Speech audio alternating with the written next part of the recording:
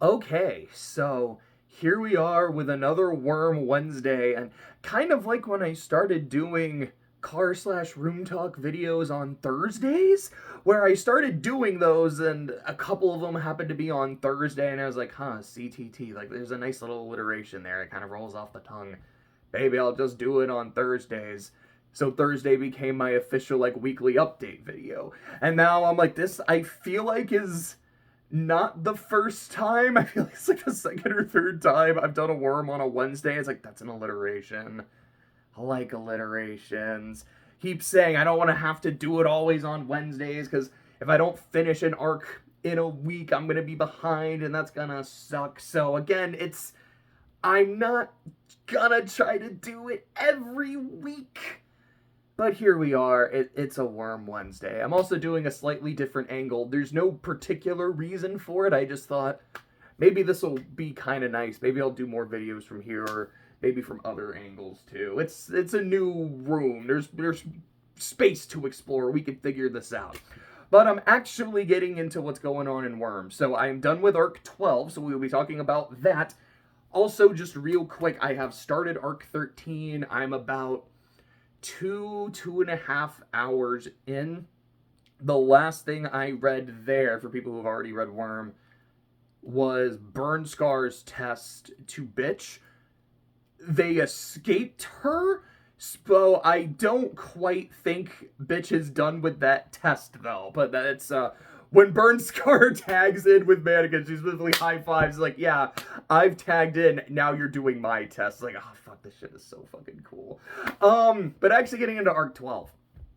So we do not start immediately with the Slaughterhouse 9. We start with Taylor just taking care of her territory.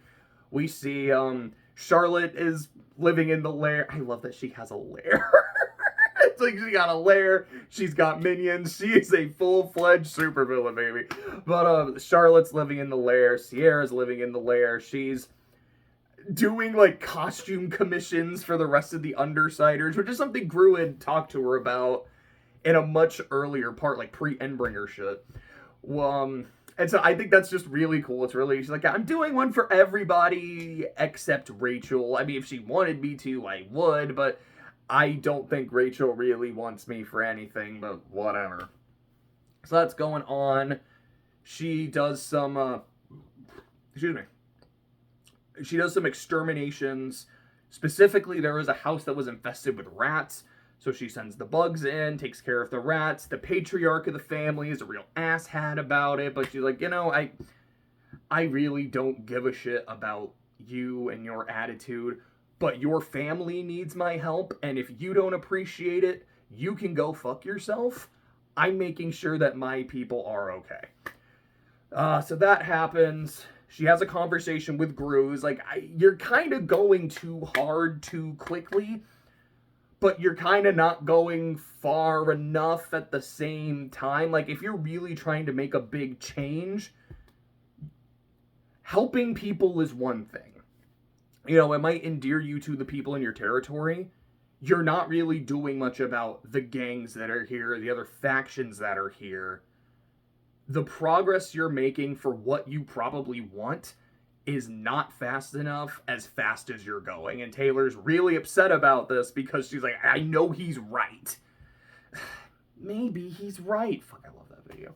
Anyways, Gru also lets her know there is going to be a supervillain, one of those supervillain truce meetings like we saw in part 5? I think it was part 4. Part 3 was the heist. So I believe part 4 was the supervillain truce and dealing with the ABB and doing the raid, which means I think part 5 was the fight with Bakura. Part 6 was the raid on the PRT and Mayor party. Part 7 was dealing with Empire 88 and Empire 88 getting their identities revealed, and then part 8 was Leviathan, and so on and so forth. Yeah, so I would say it was like the supervillain meme we got from part 4, where Hookwolf is the one calling the meeting, because he was one of the nominees, and they're like, okay, we know the 9 are in town.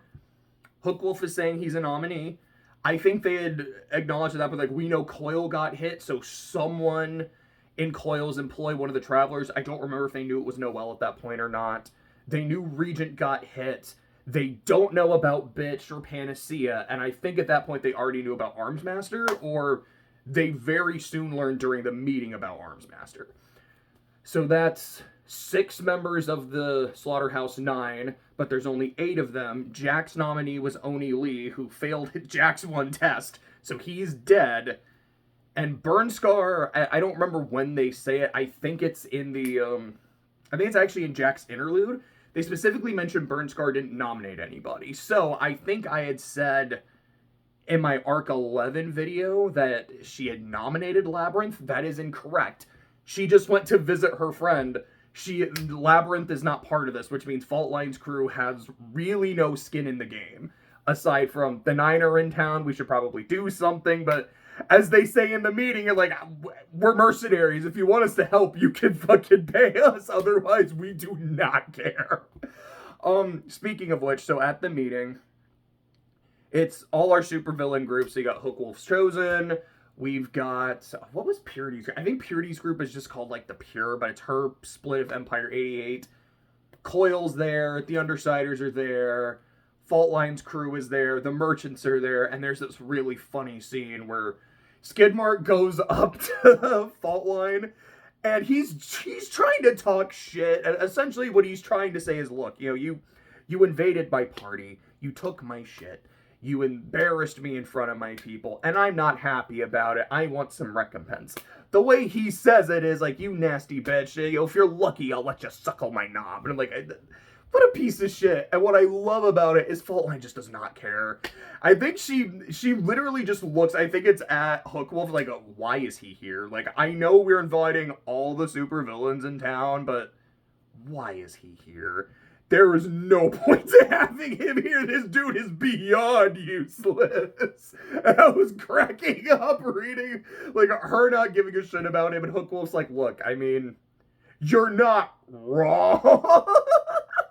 He's kind of a waste of space, but he still takes up space in the city, so we have him here for posterity's sake. Like, that whole exchange was gold. They also invite the PRT, and I think this is when we learn that Armsmaster... Cause I think they just kind of said that it's like, there's someone nominated in the PRT, and then they're like, yeah, it's Armsmaster. And everyone in the meeting is like, wait, what? Why? And Taylor's like, no, that makes sense. Like, I've interacted with the dude. I believe it.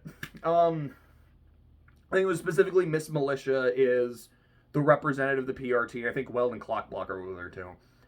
So at the meeting, they discuss, the people who've been nominated by the 9, Hookwolf, Regent. Bitch is silent, does not say anything about it. I think they mentioned at this point that Noel is nominated. So I think at this point, know 4 of the 6 nominees, because they don't know about Panacea, and Bitch is keeping all that to herself. Hookwolf is suggesting A, supervillain truce, and a truce with the PRT as well. The 9 are a problem. They are on site. We should not be doing any petty squabbles. We should not be fighting over territory.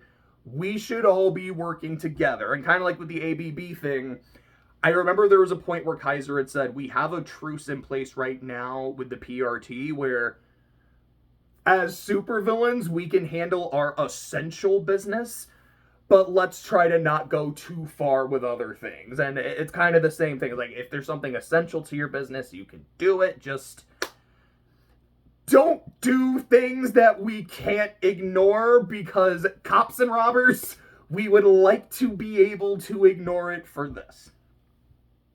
And most of the groups are on board. The problem is, Hookwolf is also pushing me like, hey, you can't defend your territory. Like, it's not just don't take more territory, it's don't defend your territory.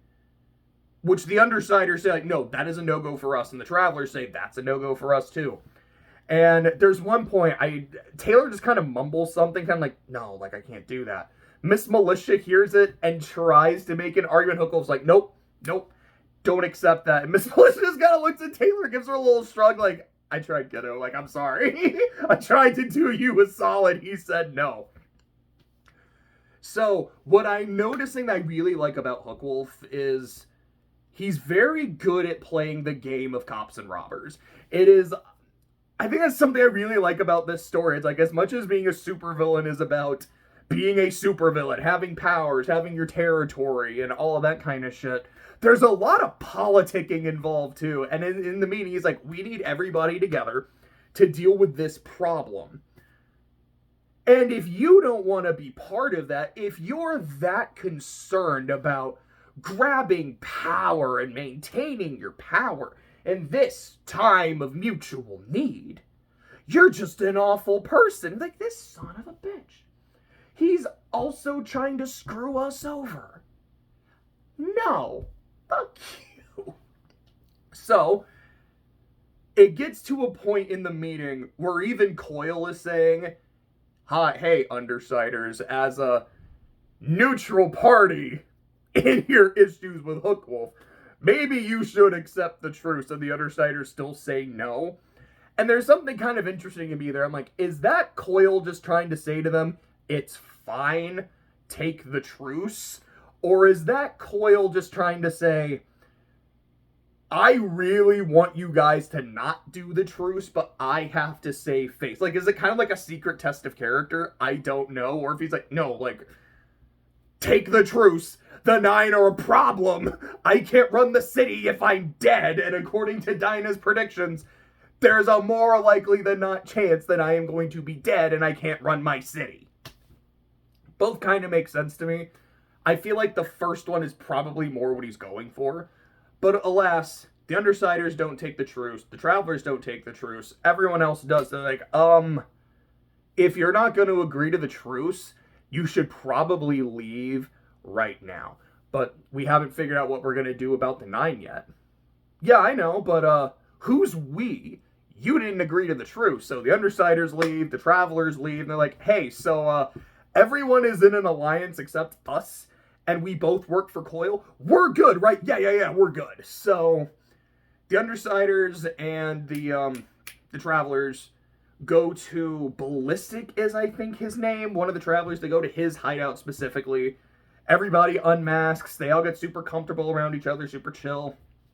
They Skype call Noelle, who is, I don't super know a whole lot about her. She is a member of the Travelers. She is their former leader. She is the one that's in that, like, containment room in Coyle's basement. Like, I don't, somewhere in there. In Coyle's lair. She is Crawler's pick. Because I think this is something, I don't remember if this is something they kind of sussed out or if it's something you get in Jack's interlude, where Crawler nominated Noelle because he wants to fight her. Because he's like, dude, well, I guess we'll get into, into the 9 and kind of their, the carrot and the sticks a little bit later when we get to Jack's interlude. I love that shit so much. But that is his nominee. The Travelers specifically say, before they get in Noelle, like, Noelle, or Lisa, Tattletale, Noelle is going to ask you how Coyle's, like, plan is going, like, how his, like, research into her condition is going.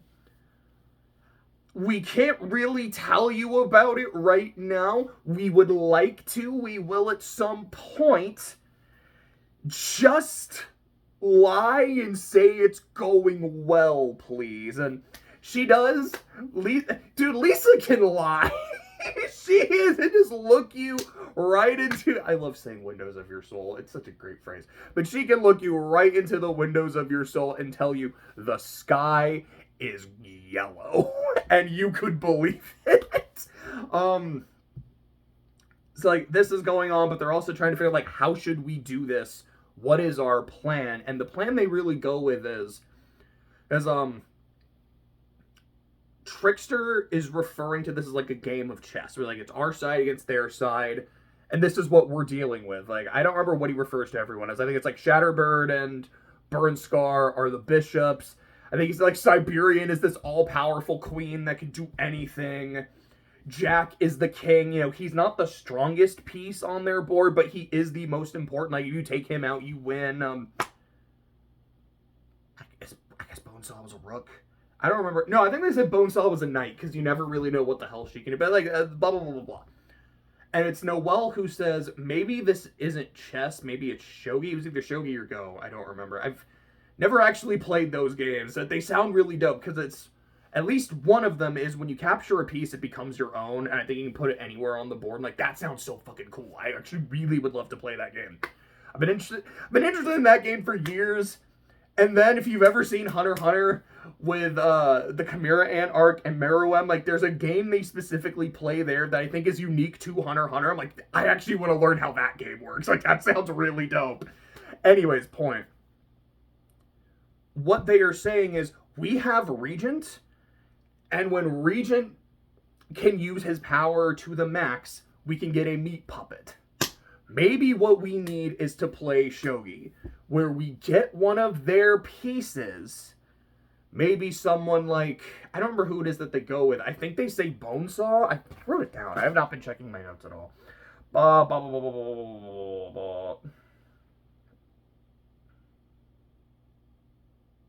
No, I didn't write down who they wanted to meet. Puppet fucking whoops.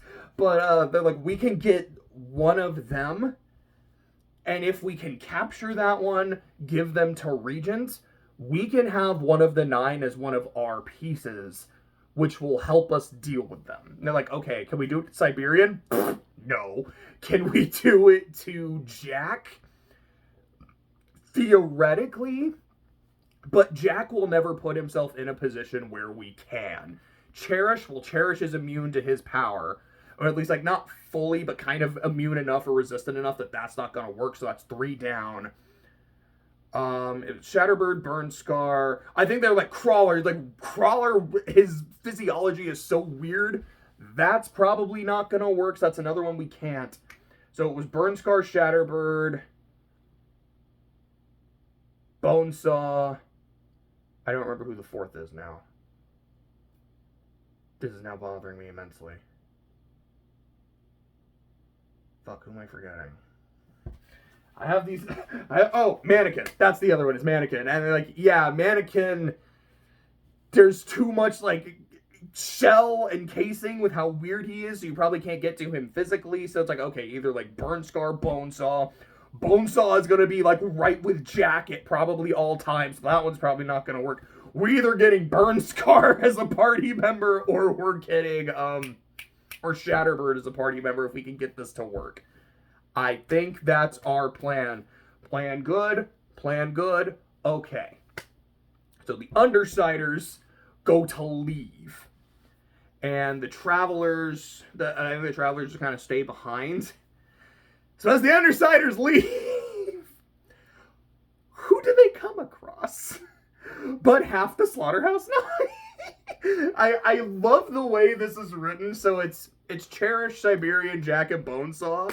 And Jack and Bonesaw are walking like hand in hand. Jack's just holding her hand.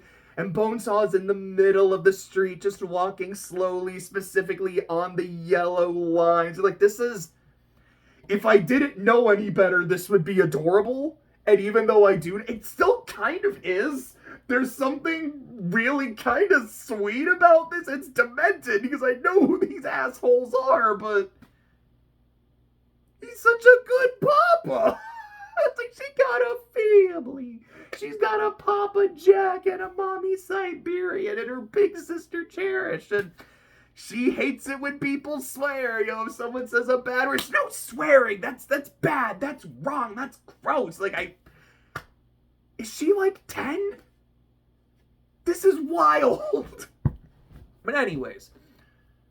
The 9, the 4, but like half the 9 show up to be like, okay, here are a couple of our nominees. And they're like, a couple? Regent, Rachel, what are you not telling us? We're like, yeah, like a couple of our people are here. We thought it would be nice if as a group, you know, not the whole group, but at least me, the leader. And again, like I love the idea of Jack having an Irish accent. It's like, to me, that's perfect. I was talking to my friend who got me into Worm, and he's like, I always imagine him having a Cockney accent. Like, okay, I could see that. I can kind of see that. I'm still going to roll with Irish, But I kind of fuck with a Cockney Jack, especially as like it's Jack the Ripper, and Jack the Ripper was in London. Like, yeah, okay, that probably makes more sense. It works a little better. I think I'm just very partial to the Irish Jack. But anyways, it's like, now that we're here, I would like to meet you guys personally. This is what's going to be happening, blah, blah, blah, blah, blah. There are a couple things we want to discuss with our candidates before everything gets started. You know, now that you've been nominated, you are going to be tested. There will be 8 tests in total. Every one of us is going to test you. And if you fail a test, there is a penalty. The penalty does not necessarily mean you die. Not everyone is going to pass every test. Cherish, your sister Regent, our newest member, she did not pass every test. There were some penalties, but look, she's here, she's one of us, and isn't she great? And he was like, and then he's like, you know, I told Bonesaw that if she had a test ready, she could go ahead and get it done, but are you ready yet, Bonesaw? No, I'm not. I have so many ideas, I have so many really, really, really good ideas. But I don't want to do the same test I did last time, because that's not fun. And I don't want to do the same test for everyone, because I want everyone to have a unique experience. But, which to be fair, now I'm kind of thinking about it, I was like, so what she did with Panacea, does that mean Panacea already had her test with Bonesaw, and she passed her test with Bonesaw, or was that like a pre-test? I'm not sure. It might be that as far as Bonesaw is concerned, Amy's Gucci, but I'm maybe not. Anyways, the point, it's like, but, I mean, I want every test to be unique, it's a better experience, but they have to be fair. It is very, very important that the tests are all fair, because I don't want to play favorites. I mean, look at Alec. We could get him as a brother, and his sister's part of the team. An actual brother-sister dynamic, and me can be the brother and the sister. It's so perfect. But look at Rachel. She's a dog girl. I love dogs. We can have pets. This is great. I don't want to have to choose, so it has to be fair. And Jack's like, all right, she's not ready yet. That's fine. That's okay. You know, kind of like what she's saying. Not every, like, some people always give the same test. Mannequin, he's always going to make you change yourself in some really big way that you will never be the same after. Siberian, once we've whittled the field down a little bit, she likes to go hunting. And if she catches you, well, you better kind of hope she doesn't catch you. Me, I don't always give the same test, but I'm always our final test giver. I like to go last. And if we get to about 2 people at the end, we just haven't fight to death. That makes sense. That's fair. But that's how we kind of tend to do things. To which Alex says, he's like, hey, what were my sister's tests? And Cherish immediately goes from like, hey, like, look at the little bug girl, and like, hi, little brother, just so smug and so smarmy to, don't tell him, like, I don't want to say anything. Like, I think Taylor's, like, the look in her eyes, like, she is remembering everything that she went through and is regretting every life choice she ever made to get her there and every choice she has made since. And Jack, it's either Jack or Bonesaw, I don't remember which, I think it's Bonesaw, who's like, hey, you can't ask that. That'll give you an unfair advantage. He's like, hey, I'm not trying to get any unfair advantage. Like, you don't have to give me the same tests. I'm just curious, like, as her brother, I'm interested to know what my sister did. And hey, I'll tell you what, if you don't want to be being unfair, any strategy she used that you let me know, I just won't do that. Huh. All right. In that case, we'll tell you. So they go through the things that Cherish went through. So, let's see if I can remember them all. It was, the first thing she did was she killed their 9th member. She killed Hatchet Face. And after that, Bonesaw's like, it was kind of badass. Like, he didn't see it coming, and that wasn't really fair. And I always thought that was kind of bullshit. And after she killed him, Crawler's like, all right, I guess that's my test. Like, I don't really give a shit. Like, she's not someone I can fight to get stronger. I don't care. Sure, she killed one of us. You passed.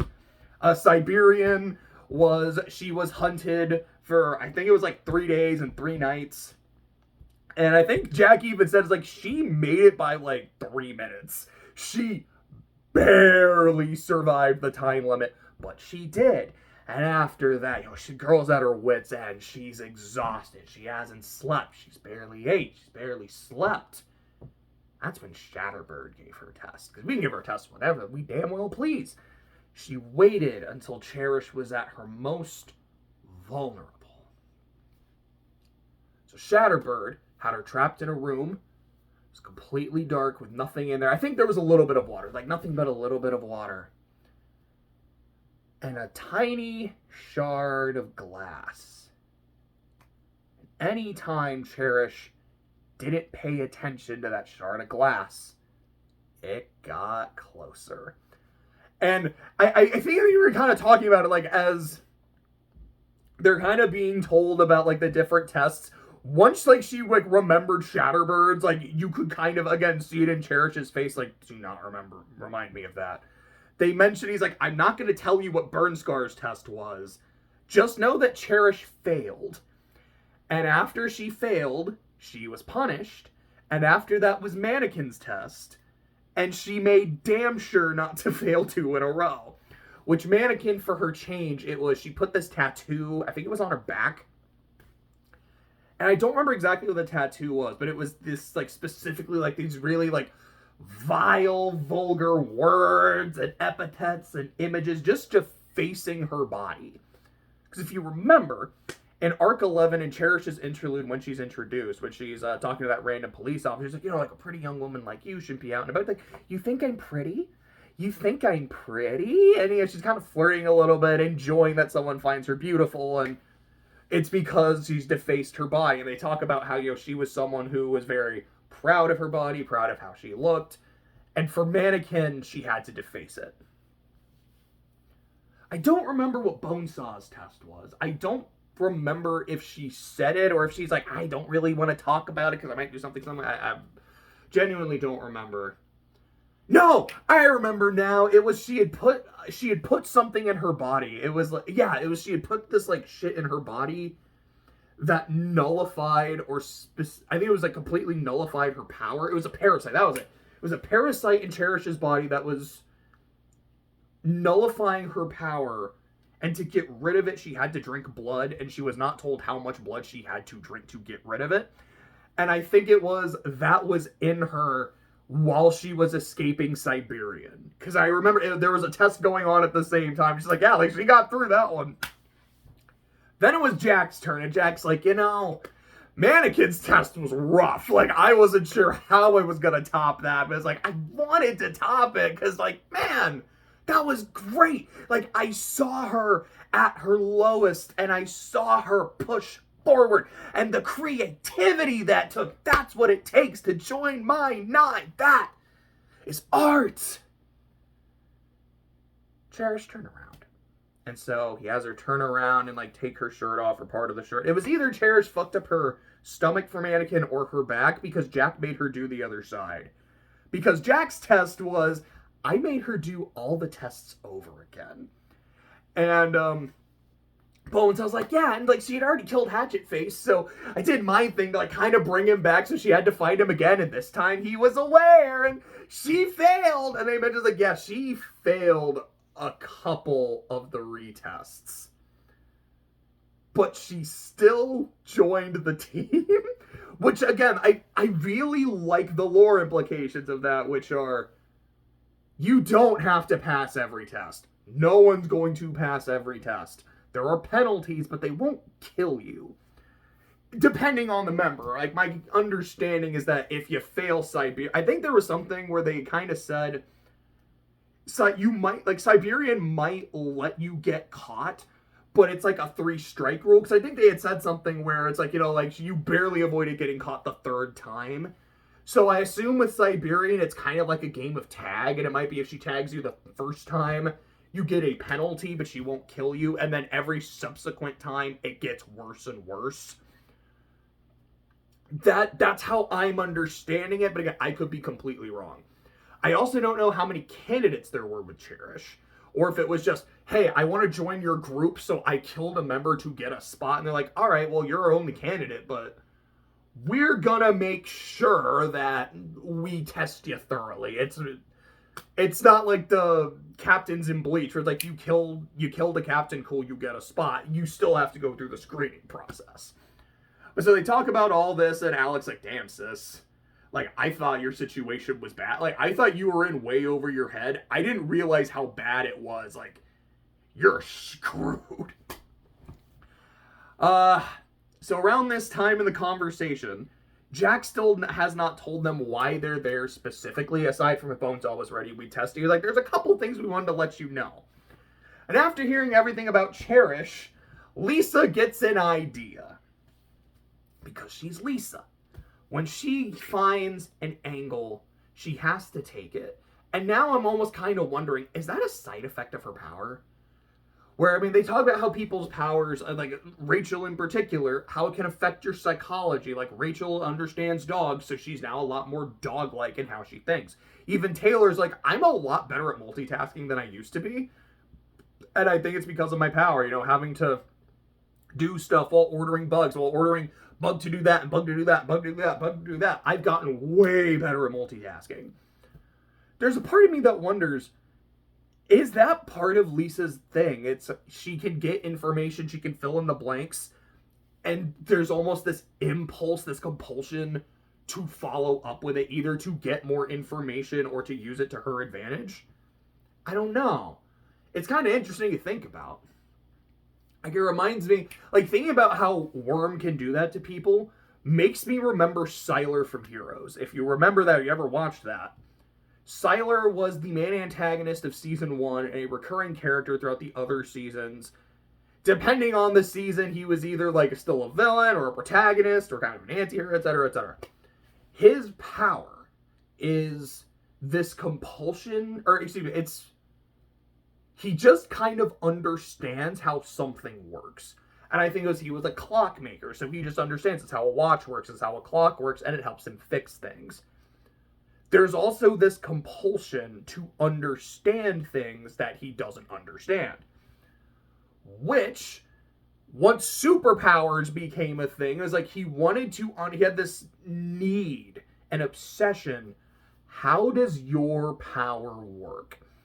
And he could only figure that out by killing someone and looking at their brain. And then from looking at their brain and seeing it, he's like, I understand this, and then he would get that power. Sorry, my brain just like kind of remembered something, and I was like, maybe I should talk about that, and I instantly, immediately forgot it. Whoops. But anyways, point. It's again just kind of thinking like how trigger events can warp someone's mind. That's kind of something in Heroes. So I'm like, yeah, that's really fucking neat. I kind of wanted to bring that up. Anyways, Lisa's like, hey, Charity's gonna betray you. And Charity, again, like, it's so interesting throughout this conversation. He goes from, I'm super confident to, oh man, I really don't want to bring this up. Oh, I really don't want to bring this up. Oh fuck, oh fuck, oh fuck, oh fuck. And Lisa just keeps going. She's like, look, this is what she's gonna do. She thinks she got you all wrapped around your fingers. She's been subtly using her powers on you. In like a year or two, she thinks she's got you. She thinks she's running the show. You're just gonna let that happen? Jack, you're losing your touch, man. You really gonna let this girl wrap you around her finger? I thought the 9 were special. And Jack, as this conversation is going on, as Lisa's talking, he's getting more and more like, really now? I don't believe that she would do this. I can't believe that you would ruin this good thing we had going. And he takes out his knife, and I fucking love the way his power works. Where it's, as a kid, I played with sticks a lot. Like a stick sword, you know? And, you know, you see a tree or you see like a cloud. You're like, all right. So you take the stick and you like slash at the tree or slash at the cloud. And, you know, you're kind of imagine like, yeah, if I do this, you know, I can cut the thing that's up there. That's what Jack can actually do with his knife. Just like, yeah, I can see, you see that over there? And then the thing gets cut. Like, that's so cool. Yeah, he does it later. He cuts down a helicopter. Like, what the fuck? This guy's badass. So he does that. And he does it to Lisa, not to Cherish. So Lisa, like, gets cut on her mouth, falls down, there's blood everywhere. Taylor's freaking out. Gru is freaking out. Everyone in the team is freaking out. They're, putting, like, cloth on her mouth to make sure she's okay, to stop the bleeding. And Jack's like, you stupid girl, why would you tell me that? Do you know how much time we were going into preparing the countermeasures? She didn't know. Cherish had no idea that we knew what she was probably doing to us. She didn't know that we were preparing. And Cherish is now, like, super freaked out. Like, you mean you knew? Of course we knew! Who do you think we are? I was so looking forward to when you pulled your plan, when you attempted your coup, and it wasn't going to work. And I was going to get to see you. I've seen you at your lowest. But what was this going to be when the plan you'd been working for and banking on for what, 2 years? 2.5 years? When it failed, how would you respond? That's what I wanted. And it's all ruined. I loved that shit. That whole scene of learning all this shit about Cherish, Lisa outing her, and Jack being mad, not at Cherish's plans, although there is, like, we are gonna punish you for this. Like, clearly we are. You're not gonna get away scot-free for trying a coup, but I mean, we'll deal with you when we have to deal with you. But the fact that the plan's been outed, that the cat's out of the bag. Ugh. So as they're scrambling to save Lisa, Jack is also like, okay, we were here to tell you some shit, so let me go ahead and tell you. Thing number one, in about 30 minutes, Shatterbird is going to sing. She is going to announce our presence to everyone in Brockton Bay. So make sure you're not around glass when that happens, like your phone. Make sure you're not looking at that. There's no windows around where you are, anything like that, because that is going to shatter. You're probably going to die. And it's not fun if our candidates die before they're getting tested. Number two, there's a couple heroes that we nominated, and we don't think they're going to play ball with us. So we're gonna make sure that they do. And it's either like he pulls out a little vial or Bonesaw pulls out a little vial. It's like, we won't go into the details of what this is or what we're doing. Just to make sure they play ball. Drink bottled water. Make sure any water you drink or use is bottled. I would recommend you don't even trust rainwater with what we're gonna do. Just, that's what we wanted to tell you guys. 30 minutes, be aware of glass, and drink bottled water only. We'll see you guys soon. And as they're leaving, as Lisa's dying of blood loss, although she doesn't actually die, she's just, like, writing notes to Taylor and them, like, deal, game, go, go, go, go, go. And what she is suggesting is, why don't we play a game, Jack Slash? What you guys want to do is test your 6 candidates. One by one, or it's like, member by member, you're all going to get your tests done. And then, when you get your final person, you will leave. What if we make this a little more fun for both sides? What if we make a game out? What if we make it a way where we can win? Because we believe that the candidates you have chosen, Hook Wolf, Regent, Bitch, Noelle, Armsmaster, and they don't know about Amy. We think our people in Brockton Bay, hero, villain, and otherwise, were built different. We're made of tougher stuff. I bet you, when you're done with all your tests, more than half the candidates are still going to be alive. And if that happens, if more than half the candidates are still alive, you lose. And if you lose, you leave Brockton Bay, You don't kill anyone else, but you'll still get a ninth member. Whoever of the group is still around, you take a volunteer and you leave. What's in it for me? What's in it for you? You get to play a game. We're calling you out. Are you really going to let that slide? This is a chance for you to be creative, to be artistic. I do like being artistic. I do like rising to the occasion. And he's like, okay, tell you what. I may be the leader of the team, but I'm not going to make a decision without talking to everybody. Let me talk to my people, kind of figure this out, and I'll let you know when, not if, when you lose this game, there is going to be a steep penalty.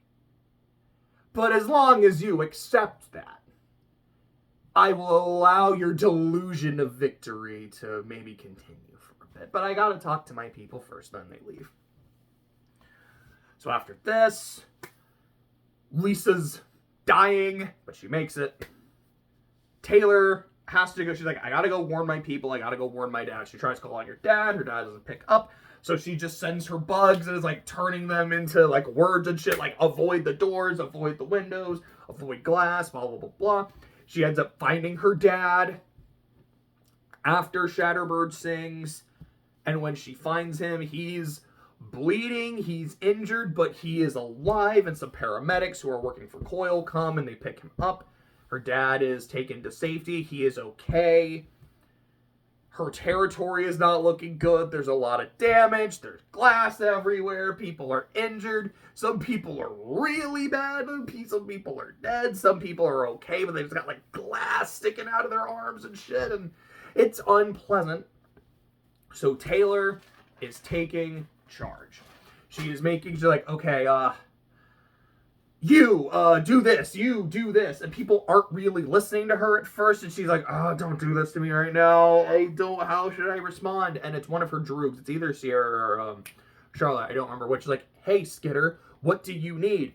Thank you for having me save face right now. Thank you.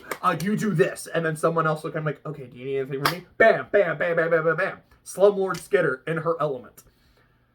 So around this time, after she's being successful and she's trying to help, she goes into a building and there's this nurse that's been giving her lip but has been actively still helping and trying her best. She gets Mannequin because Mannequin is here, and then Taylor has to fight a member of the Nine and is able to hold her own. She takes a lot of damage.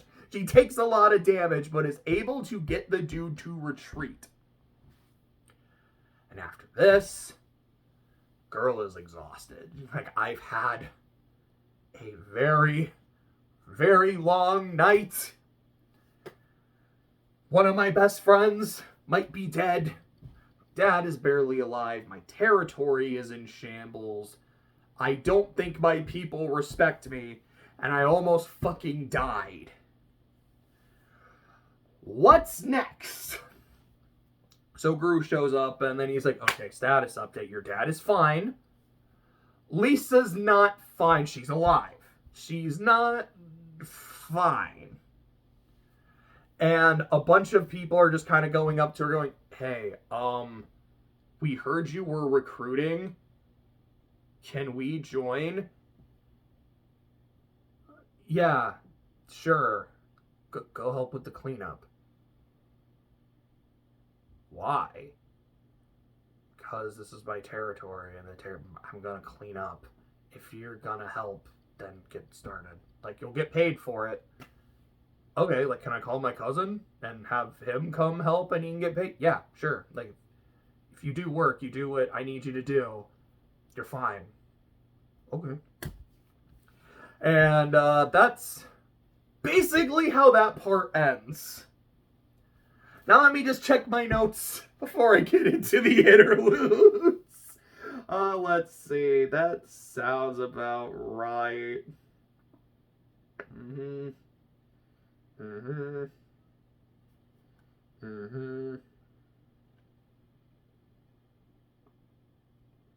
Yep.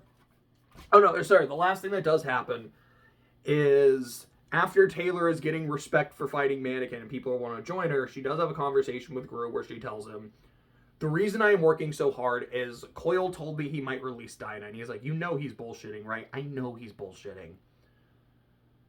But maybe, just maybe, I could get him to do it. And here's the thing. If he doesn't do it, I still want to be in his good graces. I want to be one of his most, if we're talking about chess, I want to be one of those valuable pieces on his board. So if he doesn't uphold his end of the deal, he won't see it coming when I kill him. Because I am saving that kid. He is either going to let it happen or he won't have a choice. That's how Taylor's part ends. Then we get our interludes. The first being old Jack Slash, it's a Gash himself. Where it starts with a big merchant party, like Skidmark's in a helicopter, like, hey, dickheads and, fellow debaucherers and blah, blah, blah, blah, blah. And then he just dies. His fingers get cut, the helicopter gets cut, and he falls and he crashes. And then you just see Jack several buildings over just playing with his knife, and he's like, all right, 9, Shatterbird, good job, good shit. Announcing our presence as always. The whole family isn't here right now. Mannequin's kind of off doing his own thing. He'll be here soon. But since we've introduced ourselves to the city and we're all in a mood for some fun, well, go have fun. Go make art. So they jump into the crowd of merchants and just go to town and go to work. With, I think it's specifically like Siberian grabs Jack and grabs Cherish and just jumps to the ground because she can do that from a building. And Cherish is very terrified of this experience. And Jack's like, yeah, this is normal. It's like, Cherish, you'll get used to it. You won't have the chance or time to get used to it. But you'll get used to it in time, kiddo. And he's like, all right, like Bonesaw's having fun. Siberian's having fun. Oh, Crawler's having some fun. Hey, there's a kid who's kind of hurting Crawler a little bit. That doesn't happen very often. Maybe I should let the kid go. And, while this is going on and while all the carnage is happening, you get Jack's perspective on his teammates. He's like, as the leader of the group, as, I don't want to say the moral center because of who they are, but as he is the central figure of the 9, he's like, and the one that keeps us all together, I am our glue. And the way I work as leader is it's the carrot and the stick. I understand what makes my teammates think. I understand what makes them tick. Shatterbird is very prideful. She is someone who is very full of herself. Her carrot is I tell her she does a good job. That's why I let her sing when we go places. I want her to be the one to introduce us to the city because she wants to be the one to introduce us to the city. And if I let her do that, and if I give her a good pat on the back, it makes her feel good. It makes her want to stay part of the group. If I need to give her the stick, I just give her a good disparaging word or a little bit of discouragement here and there. Maybe I prop up someone else instead of her. Maybe I knock her down a peg or two because that's what she hates, and sometimes it's all that's needed. Crawler's easy. Crawler just wants to get stronger. He nominated that Traveler girl because he sees her as something that would be fun to fight. That's why I gotta let this kid go that can actually hurt him. Because I need Crawler to still feel like there's room for improvement and room for growth. And if he sees someone that looks like fun, that's how I keep him around. Because what's going to happen eventually is Crawler will get to a point where there is no progress to be made. And I don't know what he's going to do with that. Actually, they do know what he's going to do. He's going to fight Siberian. And Siberian is more than likely winning that. And that's why Crawler's here, is he wants to fight Siberian. He wants to get strong enough to be able to take her. It's just a matter of when. And I can go ahead and spoil something. Because I don't even say it's something I had spoiled for me, because I asked my friend about this. I was like, okay, I really want to know if Crawler ever fights an Endbringer or if he ever fights Lung, because I want to see that happen. With the way this dude's power works, it's like I take damage and I regenerate and I get strong. Because, oh yeah, like this is when you actually get to see what he looks like. And they talk about how he's got like 6 legs. You know, he's got like, these spines and his armor is like scales. His body is like sludge black with these like rainbow splotches of like radioactivity or something. And his fingers are scimitars. Like, fuck, this dude's cool. Please tell me I get to see him fight an Endbringer. I want to know how that goes. Dude, Lung's whole thing is like the more the fight goes on, he gets stronger and stronger, and he gets as strong as he needs to be. Him versus Crawler would be incredible, and he's like, it never happens. And he's like, dude, I want to tell you this because I was expecting that, and it never happened, and I don't want you to have that same disappointment. You never see Crawler fight an Endbringer, you never see him fight Lung. I'm like, dang it, I really wanted to see that happen. And I'll be honest, that's how you know you're writing good cape shit. Is I'm like, dude, this power and this power, I want to see the interaction here. That's how you know you've got me in your world. But I'm like, dang it, that would have been so cool. But, that's Crawler's carrot and stick. It's less that there's a stick, and it's just more of, I kind of have to know the points where to let someone go, so Crawler will want to stick around to fight them later. With Siberian, he's like, Siberian just cares about Bonesaw. She sees her as like a little daughter. So letting them be together, letting them spend time together, that's her carrot. Her stick is separating them, or maybe having Bonesaw get closer to someone else, like besides me. That's the things that mess with Siberian. Bonesaw, she's just mentally a child. She looks older, like she's, I don't know if they really say her age. I think she's about 14, 15, but he's saying like mentally she's probably around 12. Maybe even younger than that, which would not surprise me given how she acts and talks. She just wants a family. Her carrot is giving her a family. The stick is taking it away. Burnscar, from what I remember, he doesn't really go into it. He's like, honestly, Burnscar's just kind of chill. She's not a problem. She doesn't really go too far in any direction. She's just kind of vibing with us. Like, I don't really need a carrot for her. I don't really need a stick. And I kind of appreciate that. Cherish. This girl is not going to survive Rockton Bay. We're not taking her with us. And he does mention her. He's like, yeah, Bonesaw is working on your penalty for planning to betray us. And Cherish is terrified of it. Like, yeah, that's probably bad. It's like, she's easy. It's like she's very fearful, and that's something I can play with, and I know like what buttons to push, but it doesn't really matter in the long run because we're not keeping her. Was there anyone else? Did I forget a member? Bonesaw, Siberian. Oh yeah, Mannequin. That's the other one. I was forgetting somebody. He's like, with Mannequin, what Mannequin hates more than anything is hope, and is seeing someone what Mannequin hates is someone devoting themselves to helping other people and being successful, because it reminds him of himself and the fact that he failed, and the fact that he failed to protect his family. And Jack was also mentioning, like, his name is Alan, and every now and then I call him that to remind him of his former humanity. And I don't remember if he was saying, he's like, I remind him of his humanity, and that's his carrot, because it kind of grounds him in those few moments. But I don't remember if he was saying that's his stick, because he hates being reminded. I think he was saying, is like, no, he likes every now and then to be reminded of the man he used to be.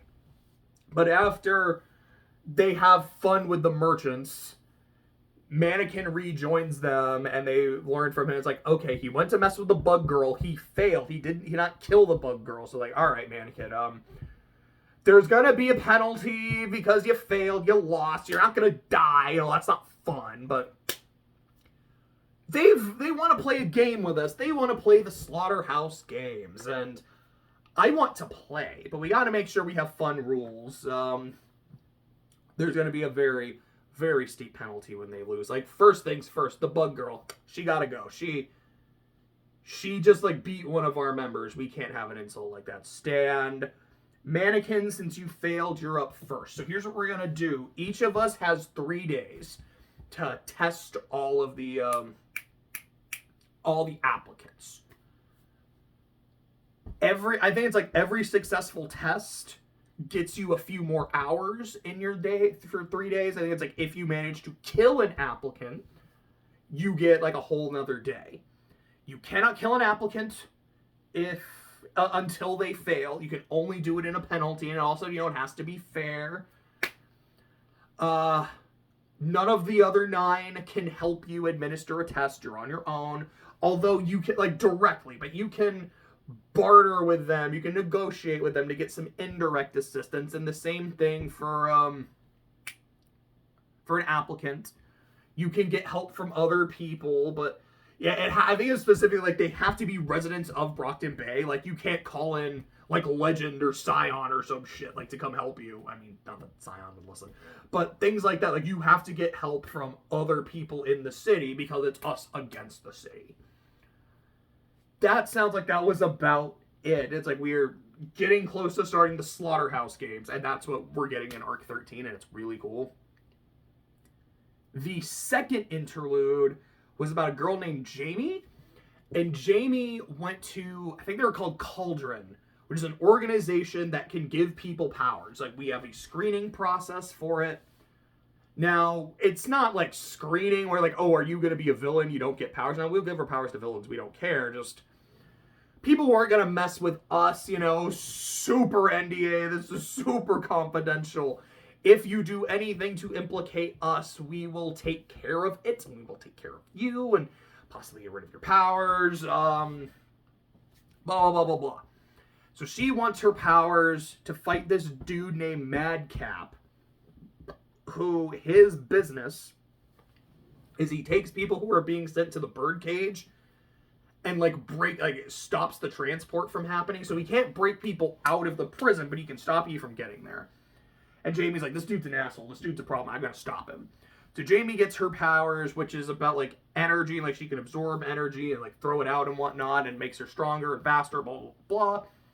So she tries fighting Madcap a few times. It doesn't work, and she ends up joining the wards. And Cauldron kind of tells her, it's like, you paid us to get your powers, and you're good, but we might ask you for some favors. And joining the wards was one of those favors. She joins the wards. She works with, I think it was with Alexandria or Legend, I don't remember which. And they fight Madcap, and this is like her, I don't know, like 6th, 7th time fighting the dude, and they're finally able to beat him, and they capture him, and he's like, hey, I really don't want to go to the birdcage. I mean, yeah, I'm a bad guy, but I'm not a bad guy. I've never killed anybody. I've never, like, kidnapped or tortured or anything like that. I just break people. I just stop people from going to prison because I don't like the idea of that horrible place. But I'll tell you what, I can throw that morality away and become a hero. I can help you put people in prison. Like, you're an asshole. Yes. But I'm not that bad. And you fought me a bunch of times. I'm a problem. Instead of a problem, I could be an ally. Like, and Jamie's like, no, don't want to do it. Don't want to do it. Don't want to do it. Don't want to do it. And the other one's like, I don't know. He might be helpful. He's like, cool. I have one stipulation. It's totally reasonable. Don't worry. I want to work with her. I'm like, nope. Don't want to do it. Don't want to do it. Come on, puppy. I think that's what he calls her, pup or puppy. Like, come on. I have the perfect hero name. Like, I'm not going to go as me. People know me. It'll be bad for business. And not that I'm going to keep engaging in my business, obviously. But your name is Battery? I can be Assault. Like, we're a perfect team name. And so you're getting the backstory of Assault and Battery. Like, oh, this is so funny. And it kind of like goes through bits of their relationship. And like, they've been very close for a very long time. They've been partners. And Battery's always kind of hated Assault. And Assault likes to mess with her. But it seems like where they are now, they are genuinely very close and really care about each other. And her chapter ends with her getting a notice from Cauldron saying, this is the last thing you need to do, then we're square forever. I wrote it, I think it was Shatterbird and Siberian have to escape the city. Yeah, it was Shatterbird, like, they have to, like, whatever happens in Brockton Bay, those two get out of the city. And when you do that, we will never ask you for anything again. That's how Arc 12 ends. So Arc 12 was a ton of fun. Like, I love seeing more of Slumlord Skitter. We get supervillain politics, which I love. We got to see the Nine. We get to just see more of the inner workings of the Nine, like more of their personalities and their weird morality systems. Like, yeah, like, you're not going to pass every test. That's understandable, but there are penalties involved. Like, hey, if we lose a fight, we're not just going to kill one of our members for losing, but there is a penalty. You know, there's a way these things work. It's all a game, and a game has to be... Maybe it doesn't always have to be fair, because it feels like, depending on the test, some of the Nine play very, very dirty. Shatterbird waited till Cherish was at her lowest point, and then was like, I am going to break you, and she did it. Jack then said, I'm going to make you do everything again. That's not fair. That's ass. But he can do it because it's his game. But Bones are like, I want to play fair because that's my game. And I just find that kind of shit super interesting. Like, what I love about Jack Slash is he's not just, I'm a psychopath and blah, blah, blah, blah, blah. Like, he clearly is. But there's this weird kind of rhyme and reason to it. And it's what I genuinely loved is him saying, I have to be the leader of this team. It's not just, I have to be the king. I have to be like the most vicious motherfucker here. I just have to understand how my team works. And I do. I know what buttons to push with you, and those are not the same buttons to push with you. He's a really good leader because he understands all of my subordinates have different carrots and sticks. And I know to get the best out of you, this is what I need to do. To get the best out of you, this is what I need to do. But when you do poorly, this kind of punishment works. But when you do poorly, this kind of punishment. We're like, that takes like actual emotional intelligence. And that makes him really scary. Like, man, like, his power is scary enough. If he had a power like Cherish, that would be wild. But that was Arc 12. It kicked ass. And yeah, I'm a decent chunk of the way through Arc 13. I'm hoping to get it done by the end of the week. Hopefully even sooner than that. That's good shit.